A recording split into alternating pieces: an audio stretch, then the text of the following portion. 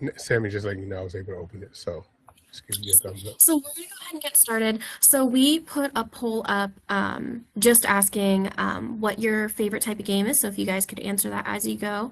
But as we keep going, Carson and I are going to introduce ourselves. So my name is Sammy, and I finished with my degree from Arizona State University in conservation biology, and my favorite game is Settlers of Catan because I would play it at Future Business Leaders of America conferences. Mhm. My name is Carson Sivanish. I graduated from Eastern Washington University with a bachelor's in psychology. I'm currently obtaining an academic advising certificate from Angelo State University, and my favorite game is Citadels. All right, so what we're going to be going over today, so we're going to describe what Aspire Mentoring is. We're going to be quickly overviewing some of the games that we have created or some of the games that we've utilized, and then we'll have a discussion/activity section. So what is Aspire Mentoring? Aspire Mentoring is a near-peer mentoring model for high school students to gain real-world insight, practical guidance, inspirations as they explore college and career pathways. Our undergraduate mentors from Eastern Washington University, they share their personal experiences, offer advice, support, and encouragement to help mentees build confidence and take the next step towards their future. Awesome. And now that this is loaded, so this is just kind of our timeline. So our program has been going on for 3 years. So kind of in the beginning, it was very lecture based. And then we learned from mentees that they don't really like being talked at when they're at school, like when they want time to be that they want to be with other people. So last year they started adding games and topics. And this year we kind of just, with Carson and I, we've ended up ramping it up. An example is this picture. One of our mentors and me, we ended up doing giant Jenga because last in writing questions related to college or at least experience or life questions on there. And so as they pulled out a block, they would ask the question and then we would answer it and they could answer it themselves. And it was a fun way to get people engaged. And that's the reason why we decided we wanted to do this conference and talk about like why playing games is important. And if you guys, part of this is a workshop. So the important part of this is like knowing that you too can start implementing games in your own thing. So Carson's going to kind of talk about our process next. Yeah, so here is our 5-step process for when we decide to implement a game or create a game itself. The first step that we like to think about is the pedagogy or the background. This is the actual lessons you are trying to teach to your mentees or to a classroom of students or whoever is your audience. In this stage, you want to figure out who you are teaching it to, what you want to teach, what are some takeaways that you want the mentees to have, and then figure out if there's any inspiration for other games that you've played or know of that can influence your game. Next, we then go into the main quest, which is the main gameplay and mechanics. So this is where you're actually designing the rules, you're designing how to actually play the game. This is where you figure out what type of game you want to make, so video game, board game, card game, all that sort of stuff. You decide which one would be the best to teach your lesson. Then you want to figure out the team situation. So if this is going to be a more single player game, if you want everyone to work together, if it's player versus player, figuring out which will work best. This is where you create the rules, the concepts, the mechanics to help make the game fun, but also challenging. And this is where we lead into pulling up the side quests. This is the visuals and this is the design of the game. So this is what your game looks like. If there's a specific art style that will fit the mechanics or the lesson you're trying to teach, what would those look like? Is there a story that you want to tell? If it's more of like a role-playing or like a tabletop RPG style game, there's story is a very important aspect of that. So developing a story that goes along with the concepts you are teaching. If it's a more physical game, what props or how can the board design affect the learning experience. If it's more of a video game or an experience that involves kind of moving around, if you have a music or soundscape to go along with it, how can you boost up the gameplay through those aspects? Next, we move on to our final boss. This is the testing phase of game development. So, who do you call upon to help test these games? For Aspire, we luckily have a bunch of undergraduate mentors who are in around similar ages to our high school mentees. So we use them as a way to test the game before we launch it, so to speak. Through this, you're going to want to figure out what you're trying to gain or what you're hoping to gain from the testing. You want to see how the audience has learned your concept, if anything has gone lost in translation, or figuring out like what went well, and then being able to ask questions just so you can improve for next time, which leads to our final stage, New Game Plus. So this is the editing and reflection stage. So after you've done the testing, after you've gotten all the feedback, you go back to any of these stages. It's a non-linear style of game design. So you don't have to go in one specific order. You can start at 2 and then go to 1 and then go to 4 and then go to 3, whatever, however you see fit for your game design.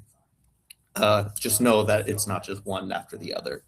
But after you are editing, you want to figure out, do the gameplay rules or mechanics actually reflect what you're trying to teach? Do the visuals make sense for the experience that you're trying to give? And then how would you go about testing the game for next time? So is there a different factor that maybe didn't go well the first time? So being able to make those changes and then rinse and repeat until you can actually release the game.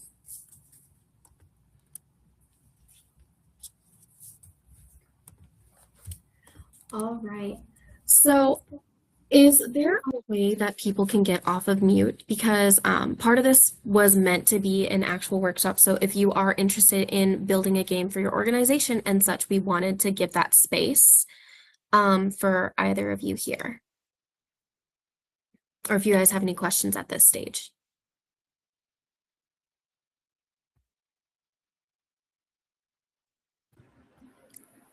Don't be afraid. It's okay. Yeah, I wanted to, since I'm kind of hosting with Mentor California, I wanted to open up a space for our participant first.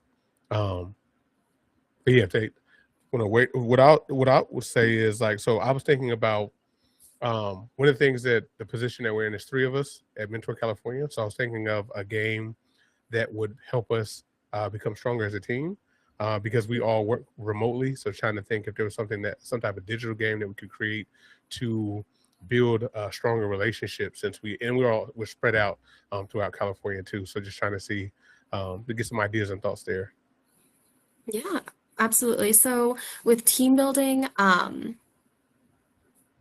trying to think of ways that we've done it, because we've done, like we did a high five survey where we learned about our own strengths, and then we talked about, did a discussion afterwards on like how we can bring that to the team and such like that. So it's very an introspective way. Or if someone said that they liked video games, you could even do a multiplayer model during those times. Because I remember as a kid, like I would go and I remember playing RuneScape with my cousins, and those are core memories. And that's something that we learned, especially with high schoolers, is that gameplay is very fun. We ended up doing the Game of Life, like the actual board game, the Game of Life, for a mid-year celebration, and everyone loved it. And so part of this workshop, we did give the workbook, which includes like what to put in your background, how to do that research. And if anyone has any other questions, we're happy to do that, but we can wait till the end. And we can go over 3 examples of games that we've implemented into curriculum. So one of them, outside of that, was the Jenga game that I explained. That's an easy way to get people together and doing that. And we did have an online format game that we're talking about. So if Carson can go back 1 slide. So one game that I did end up doing was a budgeting game. So for our background, when I go, these are what the things were. So we had banker's instructions, budget options, and it ended up being a like 4-month play. And also the examples are in the workbook completely of like how the process was for if you wanted to review this afterwards. So what kind of talking about the background. So last year, if Carson goes one forward, last year we had a game. It was a really fun game. It was board game style way of talking about like financial literacy and specifically budgeting. But it was meant to be played in 2 sessions, and in all of our schools, the calendar said we had 1 session. So I ended up doing some research thinking like, oh, what are ways to teach budgeting to high schoolers? And I came up on a website from a mom that taught her kids how to do that. So then in my next part was, which was the main quest, which is, okay, now I know kind of, I would like to emulate that. And how can I do that? How can I edit it to be for a broader range, but also in Aspire colors and making it focused on what we need for that? So I ended up deciding to redo the game, kind of making it more like complicated or make it a little more difficult. At first, when I was playing this again, I learned through this, I went through multiple processes 3 or 4 times. So in our workbook, it says like the game that I was wanting, I wanted it to be paper based. And initially I was hoping for students to play it by themselves and having mentors who are meant to have 6 to 8 students per person navigate that. For this, I wanted it to be dice roll based, and then rules, making it more challenging. It was going to be like fixed amounts and then moving pieces. And the research that I did in the past was just gaining that. So for the side quest was really ended up being the testing. We ended up testing it 3 times with our mentors, and each mentor group did it differently. So the first one, initially, I wanted to play it for a whole year. And then we realized just playing with them that it couldn't be done in a 30-minute session like that. And easily they started getting exhausted after 6 months of budgeting. And it was difficult to manage them in a larger group. So then we changed it. That is when it went to New Game Plus of like, okay, how do I fix this? And then go back to the side quest of like, okay, actually fixing and testing it again. So the next time we tested it with our group, we learned, okay, they like this, but they want it to be more complicated, because not only is this game meant to be budgeting, so real day in the life, like one thing that we had them like is a forced savings, like a retirement fund. Then it was rent and utilities with different options. They could choose a cell phone plan at the beginning. Groceries was movable, but if you chose to eat at the cheapest option for 3 months in a row, the 4th month you would only get half of your salary because you got sick, because you need to take care of yourself. Taxes was a fixed amount that they choose with an end of game. If they chose the lowest level, they'd have to do a refund, etc. These are all things that kind of happened in the side quest and the New Game Plus in between to just make it more interesting for mentors and mentees together. Then we talked about entertainment, eating out, and miscellaneous, and other things that, and then in the 3rd iteration, we ended up making it only a 4-month game. No, it was a 5-month game, and we implemented the social mental well-being points, because, you know, when you go out to see a movie, it's really fun and you gain more than just spending money on that. Or you can find ways to save money, like if you go out on a picnic with your friends. And so the last stage, what ended up being our testing, was our final boss, which ended up being with the mentees in a 1 group setting. So rather than them playing individually, they had to choose different amounts. So at the beginning, they had to choose how much they were going to put in their retirement, how much they were going to do for rent and utilities. And at the end of each month, then they would choose, okay, what are we going to do next month? And at the end of the month, they also had a dice roll, and there were fun things that happened when they do a dice roll. So for example, in month 3, if they rolled a 7 to 9, they got an all-exclusive expense paid vacation to the Davenport Hotel in Spokane. And they also got social mental well-being points. If they did a 2 to 6, then they would have to pay $80 for a doctor's visit. So it was just very much, or if they rolled a 10 or higher, then they would win for their they would win $60 for winning their fantasy football league, and that would go into their savings. And the goal of this game was to end with over $300 in savings. And it was just one thing that I didn't notice with the game was how well they collaborated and how well they were able to come together. And they even tried to deliberate. One person was like, oh, what if I could get a hand-me-down cell phone with the best data? And I was like, that's something you can talk about with your phone plan, but for the purpose of this game, we're going to keep it with these rules. And it was really fun being able to get them to do that. And learning even then, I'm even going back to the new game plus stage because there are some things that we could even improve on from the first time we did it, but it played well the first time. And the next game that we're going to talk about is one that Carson is actually working on now. Yes. So for my game, I was given the task of creating curriculum based off living on your own and being able to find an apartment or home for yourself. So part of my background, I believe, part of my background was finding a home on your own. So I had some questions that I posed to myself in order to form the pedagogy of the lesson. So how do I teach high school mentees to find a home to rent on their own? Where can they go search so they can compare options? What factors should you consider when making a home? So with those questions in mind, I was really struggling to find a way to make this a more engaging topic than just a lecture. So I was just at my computer one day and I had like a eureka moment of like, what if I make it like a March Madness style bracket? So I created the game Renting Rigmarole. So in this game, the main quest of this is you are given 16 different living options, 8 homes and 8 apartments. I'll go back to this to see what the actual bracket looks like. So with those brackets, I then labeled each one either house 1 to house 8 or apartment 1 to apartment 8. And I created a Google Doc, which leads into the side quest of it, where I found 16 real listings and like the real facts about the house, like how many bedrooms they have, what's the price of rent, where it's located, all across the nation. And it's the goal of our mentees to whittle down which apartment or which house they would rather live in. So if we were to compare house 1 and house 2, if people liked house 1 better, then that would move on. And then if it was like house 3, house 4, people liked house 4 better, then that would move on, so forth. Just like March Madness. That's why I made the pun of Renting Rigmarole. So with those side quests, it was really challenging to find a website that could accurately portray what I'm trying to do with this activity, because with most bracket-based websites, it's more sports-based, of course.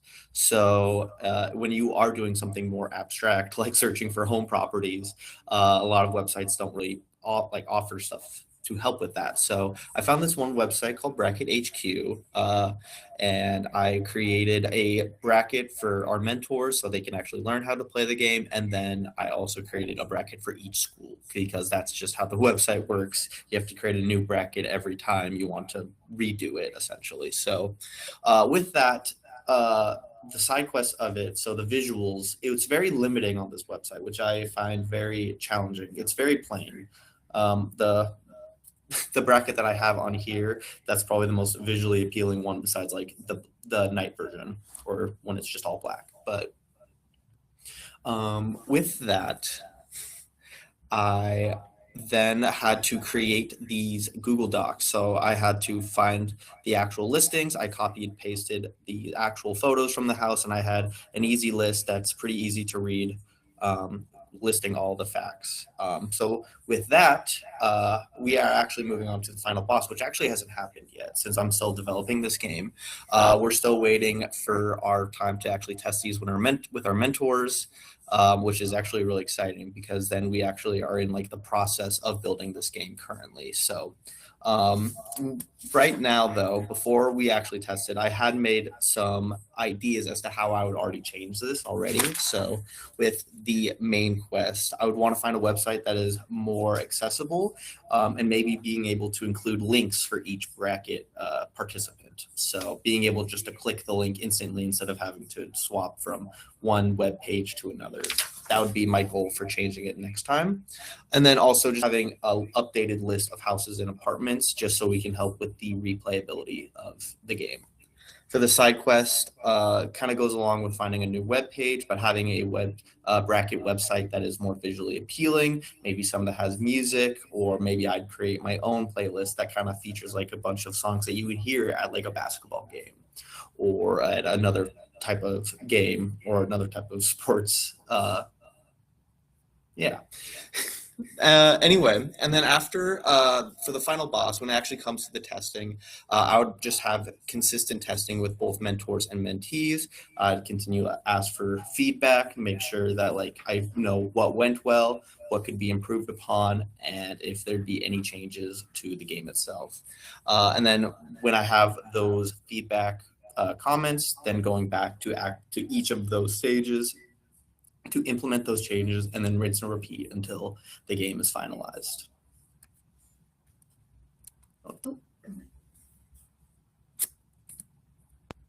Awesome. So I actually have a question for you guys. So one problem that I was given was how would you teach insurance to high schoolers?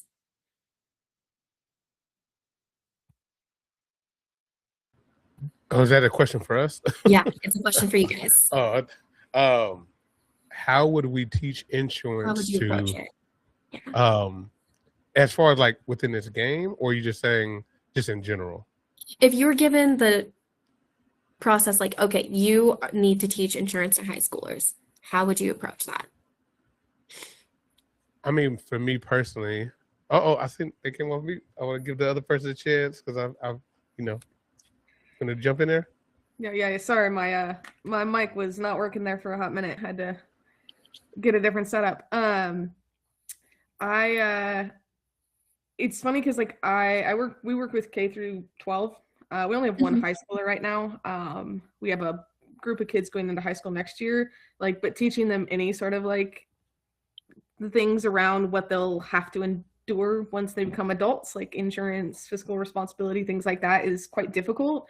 But we did like attend like a local thing on like financial literacy, which kind of included like an insurance aspect where they had to go from like station to station. Like they were given like a job, they were given an income, they were given like all sorts of these different like life things that then they had to like figure out like what they, based on that, like what they would do. Like, are you going to have health insurance? Are you going to have, car? Are you going to have a car to have car insurance and things like that? And so that was kind of really interesting to like go from station to station, and it was kind of interactive. So I would definitely say something interactive, because just talking at them is not useful. Like I'm working with the only high school kid that we have right now, and we're working on just getting him a bank account.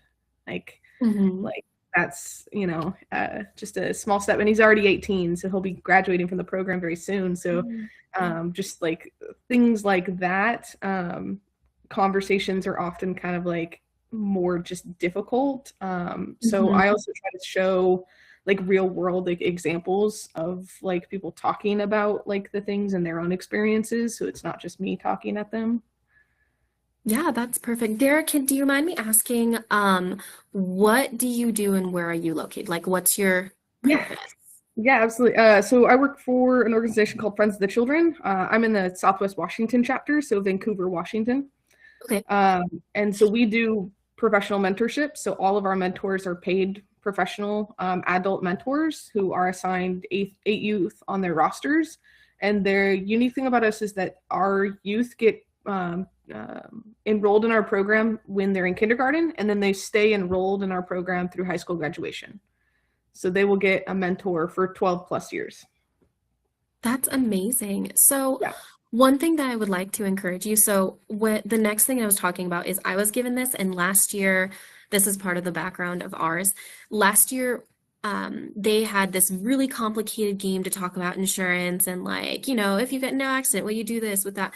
There were missing game pieces. There was missing other things. It was honestly exhausting. So what I did is I actually found a website called Next Gen Personal Finance, and they had a game called Bummer.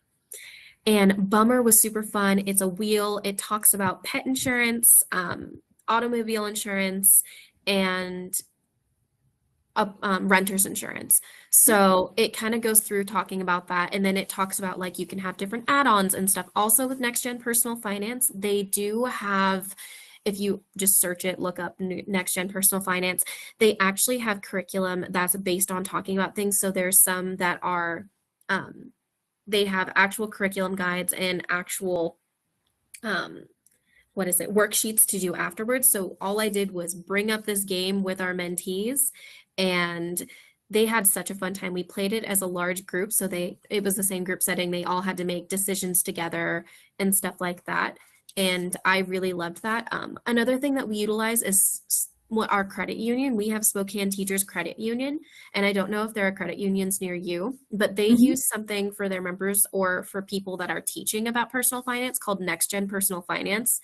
You can make an account as someone who can be teaching, and you can assign different topics to people, like how to save for college loans, how to open a bank account, whether it is with STCU or not. So that is something that's available to educators as well.